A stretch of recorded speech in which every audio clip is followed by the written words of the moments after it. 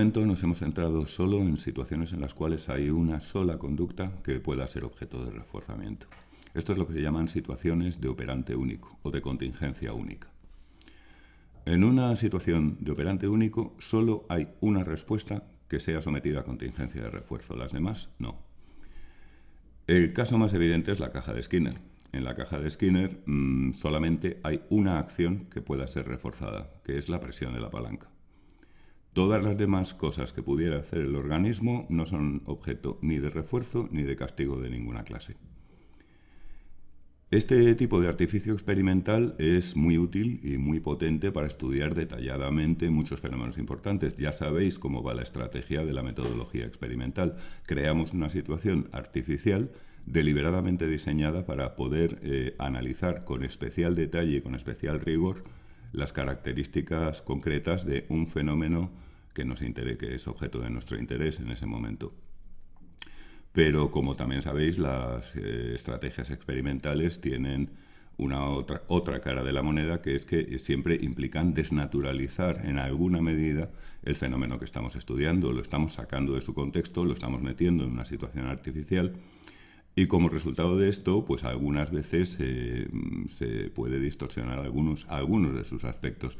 Esto no quiere decir que no sea útil, lo es y muchísimo. Hemos aprendido infinidad de cosas importantes sobre el aprendizaje por condicionamiento a base de utilizar en el laboratorio situaciones de operante único, en el laboratorio y en muchas otras situaciones. A veces, a efectos profesionales, es una buena estrategia centrarnos únicamente en una conducta e ignorar las demás. Sin embargo, lo cierto es que estamos dejando fuera algunos aspectos igualmente importantes. Por contraste con las situaciones de operante único, podemos hablar de las situaciones de operante múltiple o de múltiple contingencia. Aquí ya el organismo dispone simultáneamente en la misma situación de varios posibles operantes entre los cuales puede optar. Puede hacer una cosa u otra y cada uno de ellos tendrá su propia contingencia de refuerzo, mayor o menor, o de castigo, por supuesto, si pensamos en entornos naturales. Esto, en realidad, es lo normal, es lo que ocurre en la vida real de cualquier organismo. Si miras en este momento a tu alrededor, te vas a dar fácilmente cuenta de que hay muchas conductas que podrías hacer, que muchas de ellas están sometidas a contingencias de refuerzo, te van a dar lugar a obtener reforzadores o a obtener consecuentes aversivos en formato castigo, y que tú puedes no solamente centrarte en hacer o no hacer una conducta, presionar o no presionar la palanca, ponerte a estudiar o no ponerte a estudiar, sino que tienes muchas otras conductas alternativas. Insisto, es lo normal, lo habitual en la vida real de cualquier organismo, humano, mamífero, ave, etc. Vamos a ver ejemplos de estas situaciones, pero los vamos a ver tratando de adoptar el punto de vista del organismo, que normalmente es más ilustrativo. Imagínate lo siguiente. Hay una raza de alienígenas hiperinteligentes y bastante hijos de puta que quieren estudiar la psicología del ser humano. Entonces, ¿qué hacen? Pues cogen su platillo volante y se vienen a la Tierra a cazar sujetos para experimentación. Y mala suerte, te ha tocado.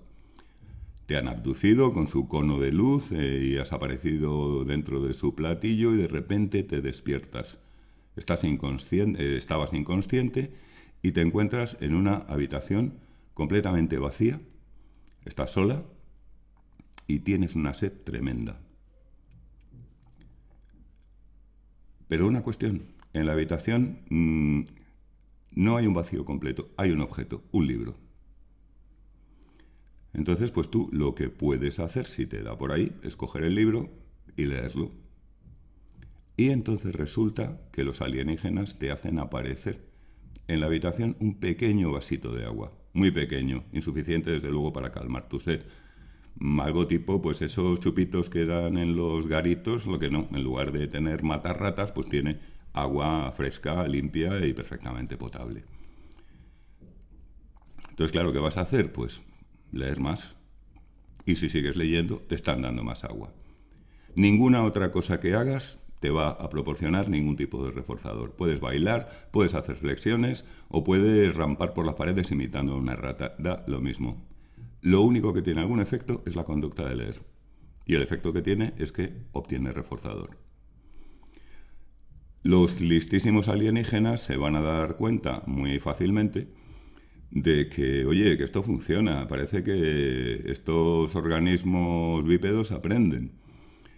Cuanto más la reforzamos, más aumenta la tasa de lectura, con lo cual, pues nada, estupendo, tenemos una conclusión experimental y podemos estudiar las maneras en que administrando distintos programas de refuerzo, por ejemplo, cambia la tasa de lectura del organismo, que eres tú. Como hemos quedado en que los alienígenas son hiperinteligentes, rápidamente se dan cuenta de que, bueno, que ahí están faltando algunos aspectos para llegar a entender bien la conducta de los humanos y su psicología. Entonces diseñan, listos ellos, un nuevo estudio en el cual tú de nuevo te despiertas en una habitación vacía, sola y muy sedienta. Pero en esta habitación hay tres cosas. Hay un libro, como en el caso anterior, hay una guitarra y hay una pelota de tenis. Entonces, bueno, pues tú te pones a explorar, claro, no tienes gran cosa que hacer y en un momento dado igual coges la pelota, el libro, intentas tocar la guitarra, tanto si sabes como si no, y resulta que cuando coges la pelota y la botas, la tiras contra una esquina, la vuelves a coger, juegas con ella, recibes agua, de acuerdo con un determinado programa de refuerzo.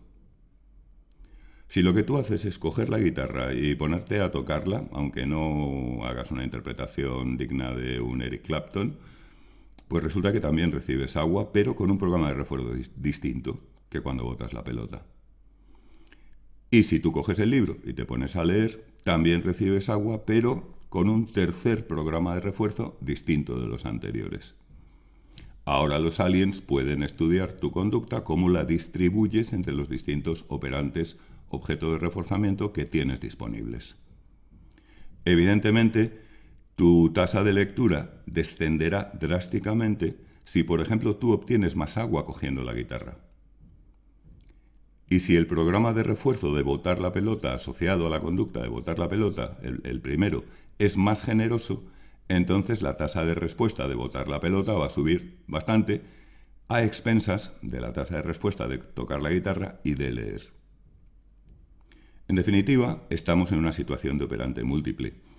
La conducta de leer ya no depende solo de la cantidad de refuerzo que reciba ella misma, que reciba la lectura, que obtengas por leer, sino que también depende de la cantidad de reforzamiento que reciban las otras conductas alternativas. Si queremos que suba la tasa de lectura, tenemos que mejorar la cantidad de refuerzos que damos a la conducta de leer, pero también reducir la cantidad de refuerzos que damos a las otras. Las tres conductas van a resultar interdependientes en cuanto a cuál sea más frecuente y menos frecuente. Esto es lo característico de una situación de operante múltiple. Si lo piensas, es exactamente lo mismo que nos pasa cuando estamos, pues imagínate que hay una pandemia, es mucho imaginar, pero bueno, y estás confinado en tu casa. Bueno, pues de las distintas cosas que puedes hacer, el que hagas más unas u otras va a depender, no solo, pero va a depender en gran medida de la cantidad de reforzadores que obtengas por cada una de ellas. Por este tipo de motivo, a lo mejor es buena idea que te deshagas, que metas en un sitio de difícil acceso la Play si lo que quieres es estudiar. Porque a lo mejor la Play te da más refuerzos que los apuntes, vamos, digo yo. Supongo que ya tienes la idea. Pues bien, la estructura funcional que subyace a las situaciones de operante múltiple, es decir, a las situaciones habituales, es lo que conocemos como programas concurrentes. En un programa concurrente hay dos o más operantes alternativos que están accesibles, disponibles simultáneamente para el organismo en la misma situación. Pero cada uno de esos operantes está sometido a un programa de refuerzo distinto, a una diferente contingencia de refuerzo. En el laboratorio se utilizan cajas de Skinner modificadas que tienen dos o más palancas. En el caso más sencillo, por ejemplo, pues tendríamos dos palancas, un solo comedero, cada una de las palancas da lugar al mismo tipo de refuerzo en cuanto a magnitud, demora, etc. Pero la palanca 1, por ejemplo, da refuerzos conforme a un programa razón variable 5. Y, por ejemplo, La palanca 2 da reforzadores sometida a un programa de intervalo fijo 7 segundos. Es decir, pulsando la primera palanca, el organismo tiene que dar por término medio 5 respuestas para obtener un reforzador. Y, en cuanto a la segunda palanca, una vez que el organismo al pulsarla recibe una recompensa, hay un periodo de 7 segundos, el intervalo, durante el cual, por mucho que le vuelva a dar a la palanca, no puede recibir otra recompensa. Hay un tiempo muerto. Pero el organismo puede moverse libremente de una a otra y accionar una u otra. Esta situación precisamente lo que nos permite es estudiar detalladamente cómo distribuye el organismo su conducta entre las dos respuestas y cómo varía esa distribución cuando nosotros cambiamos los programas respectivos de cada una de las palancas. Especialmente podemos verificar en cada caso hasta qué punto el organismo se aproxima o se aleja de la pauta de conducta óptima. La pauta de conducta óptima es aquella que proporciona al organismo el mayor número posible de reforzadores mediante el menor número posible de respuestas. Es decir, es la pauta de conducta más adaptativa. Vamos a ver a modo de ejemplo un par de casos interesantes. Primero, el más sencillo, los programas concurrentes de doble razón fija. Tenemos dos operantes y cada uno de ellos sometido a un programa distinto, pero ambos programas de razón fija. Lo que varía son las razones de cada programa. Así, por ejemplo, podemos tener un concurrente de doble razón fija en el cual la palanca 1 está sometida a un razón fija 15 y la palanca 2 está sometida a un RF5. ¿Cuál sería la pauta de conducta óptima en estas condiciones? ¿Qué harías tú si fueras el organismo en esta situación? Hay que recordar que nosotros, que estamos estudiando el asunto, sabemos que una palanca está sometida a tal programa, otra a tal otro, sabemos lo que es un refuerzo, sabemos lo que es un programa de refuerzo, pero el organismo no sabe nada. El organismo lo único que sabe, claro, cuando lo llevamos a un concurrente, previamente ha sido moldeado, previamente ha pasado por refuerzo continuo y quizá algún otro programa en una caja de Skinner convencional con una sola palanca, y cuando lo llevamos a esta situación, pues ya le mola lo de pulsar palancas, ya tiene un buen aprendizaje respecto a que eso de las palancas es interesante. ¿Qué es lo que puede hacer? ¿Qué es lo que debería hacer? ¿Qué es lo que le conviene más hacer en esta situación? Porque lo único que sabe el organismo es que él pulsa palancas y pasan cosas. No sabe el programa de refuerzo, no sabe lo que es un refuerzo y todo este tipo de cuestiones. Solamente hace cosas y pasan cosas. Y a partir de ahí tiene que adaptar su conducta. ¿Cuál sería la pauta de conducta óptima en este caso, la más adaptativa? Bien, pues está claro que sería solamente responder a la palanca 2. Que es lo mismo que decir maximizar la respuesta más rentable. Esto es un poco como si, imagínate, llegas a vivir durante un tiempo en un barrio nuevo y hay dos bares que son idénticos, que sirven los mismos productos, que los camareros y el personal son igual de más o menos majos y agradables, la decoración es todo igual. Pero uno cuesta 3 veces más que el otro. Fíjate que aquí el precio de un reforzador en la palanca 1 es 3 veces mayor que el precio del mismo reforzador en la palanca 2. ¿Qué harías tú? Pues evidentemente al principio a lo mejor te equivocas un poco, pero tan pronto como empezaras a darte cuenta, pues no te acercarías ni de lejos al bar que es más caro, irías siempre al más barato. Es decir, aquí la estrategia óptima es maximizar la respuesta más rentable. Y eso es exactamente lo que acaba haciendo el organismo. Claro, no directamente. Al principio el organismo puede pulsar al azar cualquier palanca. De repente puede cambiar a otra, puede deambular una temporadita por ahí, vuelve a pulsar la una, la otra, y de vez en cuando va recibiendo refuerzos. Pero a medida que se alarga la fase de adquisición, llega un momento en que empezamos a notar que la tasa de respuesta a la palanca que resulta más rentable, en este caso la 2, razón fija 5, empieza a subir, a subir, a subir, y empieza a decaer la tasa de respuesta a la palanca 1, a la que resulta menos rentable, a la razón fija 15. El organismo, por tanto, va adaptando efectivamente su conducta a lo que más le conviene, a la pauta de conducta óptima. Esto tiene, además, una importante consecuencia aplicada y práctica, que es lo que se conoce como refuerzo de alternativas. El refuerzo de alternativas es un método excelente en muchos casos para eliminar una conducta no deseada, una conducta desadaptativa, disruptiva, problemática. Y consiste sencillamente en aumentar la tasa de refuerzo, la cantidad de reforzamiento que se da a otra conducta que sea incompatible con la que queremos eliminar. Si esta nueva conducta recibe más reforzamiento que la que queremos eliminar, va a pasar exactamente lo mismo que en la caja de Skinner. El organismo va a empezar a hacer más la conducta deseable y va a empezar a hacer menos la indeseable. De este modo, la conducta que queremos eliminar puede desaparecer sin necesidad de usar extinción, ni castigo positivo ni castigo negativo, simplemente reforzando más una conducta que es incompatible con ella. Por ejemplo, piensa en un caso de un adolescente que tiene grandes, importantes conductas antisociales que cursan con agresividad, con meterse en peleas de manera sistemática, estar siempre buscando el lío, el follón y demás. Una posibilidad para controlar y reducir ese comportamiento sería, por ejemplo, empezar a reforzarle por practicar artes marciales o boxeo o cualquier otro deporte de combate. Si conseguimos que reciba suficiente cantidad de reforzamiento por este comportamiento, muy probablemente empezaremos a ver que las iniciativas de pelea de callejera empiezan a disminuir. El organismo se encontraría desahogando sus impulsos agresivos en un contexto reglado, controlado, con un conjunto de reforzadores que incluyen desde el compañerismo, la deportividad, un sentido de pertenencia, etc., a expensas de esa otra conducta que también recibiría sus reforzadores. Pero si conseguimos que los de la nueva sean mayores, podemos derrotar a la conducta no deseada. Esto es lo que se conoce como reforzamiento de alternativas. Un segundo caso, programas concurrentes de doble intervalo variable. Tenemos de nuevo dos operantes, cada uno sometido a un programa distinto, pero ambos programas son de intervalo variable.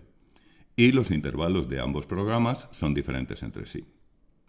Por ejemplo, la primera palanca puede estar sometida a un programa de intervalo variable 30 segundos y la segunda palanca a un programa de intervalo variable 10 segundos. Ojo, es variable.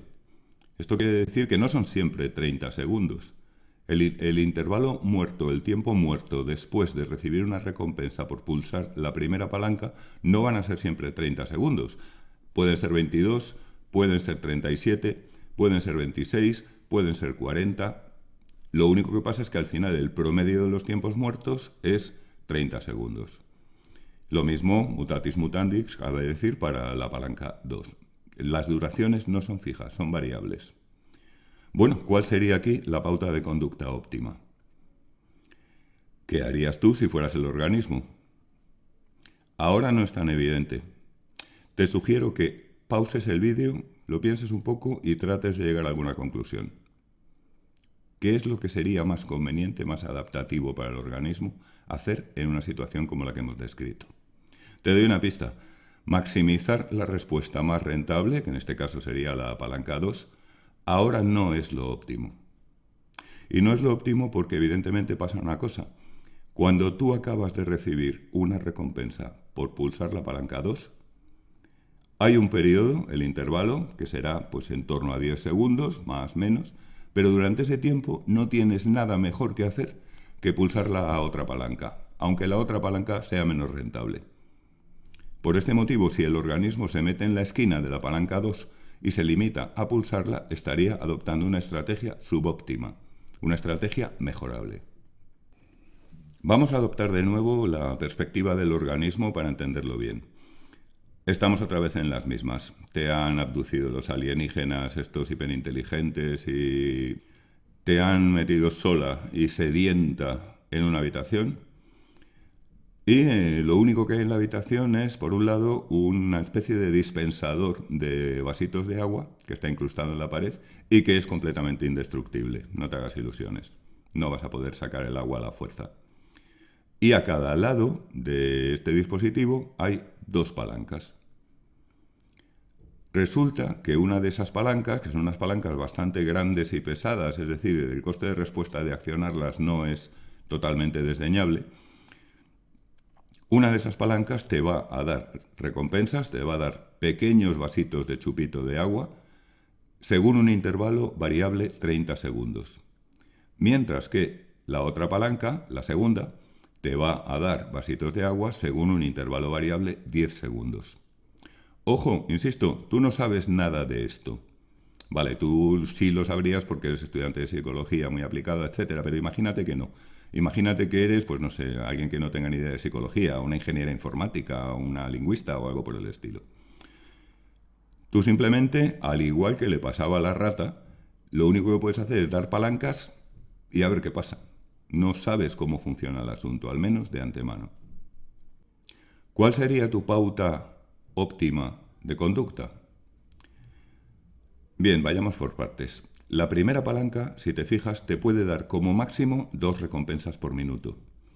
Es decir, una vez que tú pulsas la primera palanca y te da recompensa, te da el vasito de agua, entra en un tiempo que oscila en torno a los 30 segundos aleatoriamente, durante el cual no te va a dar otra recompensa.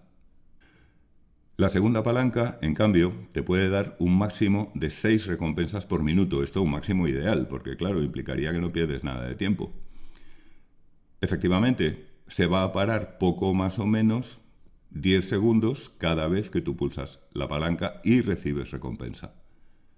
Si después de cada recompensa hay un tiempo muerto de aproximadamente 10 segundos, pues te van a caber, en el mejor de los casos, 6 posibles recompensas, 6 posibles respuestas recompensadas en un minuto. Pero claro, 6 contra 2. La segunda palanca, intervalo variable 10, es 3 veces más rentable que la primera. Pero como decíamos, ahora la maximización de la respuesta más rentable no es la estrategia óptima. ¿Cuál sería? En este caso, la pauta de conducta óptima es responder a cada palanca proporcionalmente a la cantidad máxima de recompensas que te puede dar, es decir, proporcionalmente a su rentabilidad. En este caso, sería cuestión de ajustar una tasa de respuesta a la segunda palanca que fuera el triple de la tasa de respuesta que das a la primera, puesto que la segunda palanca es el triple de rentable que la primera.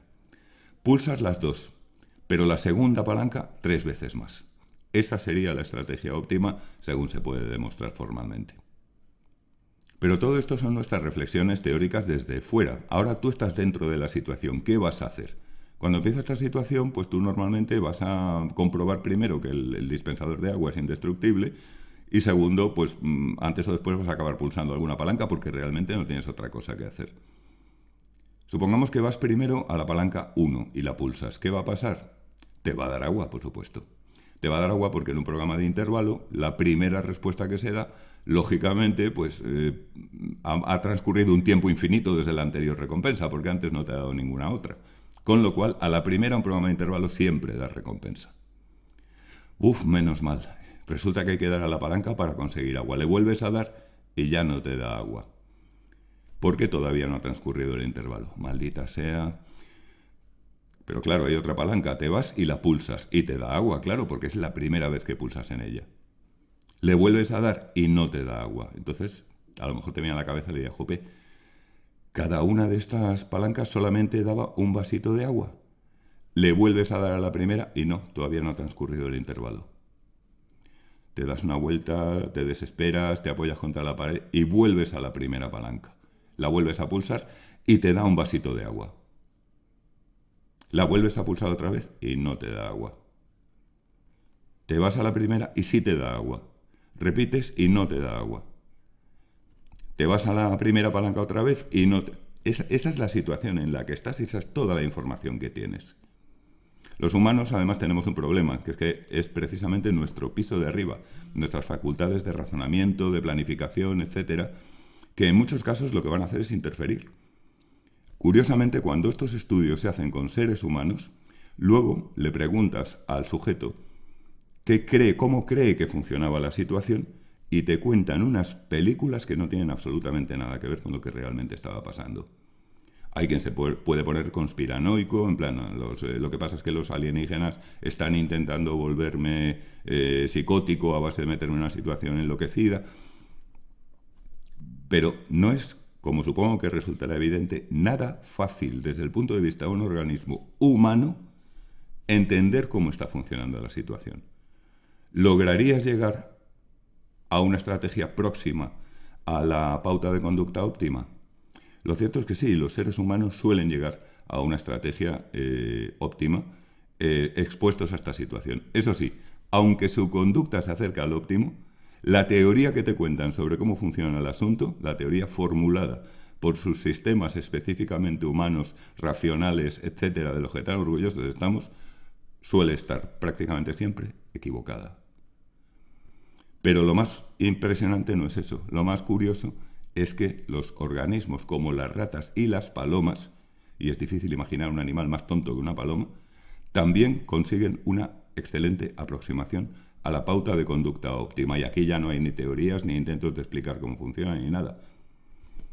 Hay que insistir en que este resultado es asombroso. O sea, supongo que ya has percibido la dificultad intrínseca de la situación. Pues una rata resulta que prácticamente consigue comportarse de la manera más adaptativa posible. Este resultado lo formuló Bernstein en los años 60 en la famosa ley de la igualación. La ley de la igualación, para situaciones de doble intervalo, de doble programa de intervalo, dice que el organismo tiende a igualar las tasas relativas de respuesta a las tasas relativas de refuerzo. Es decir, lo que comentábamos antes, a responder a cada operante proporcionalmente a su rentabilidad.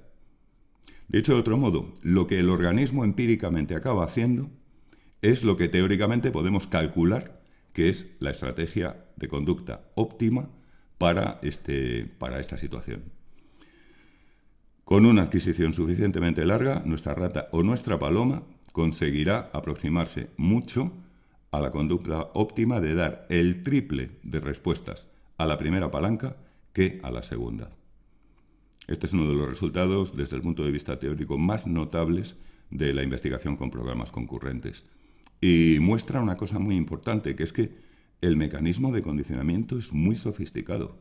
No es simplemente 4 cables o 4 neuronas conectadas que dicen, bueno, pues si pasa esto, entonces hay que hacer lo otro. Se adapta a situaciones realmente difíciles y complejas. Cuando nuestros intentos de teorizar intelectualmente pueden, y típicamente lo hacen, fallar estrepitosamente. Bueno, por hoy lo dejamos aquí. Hasta la próxima y muchas gracias.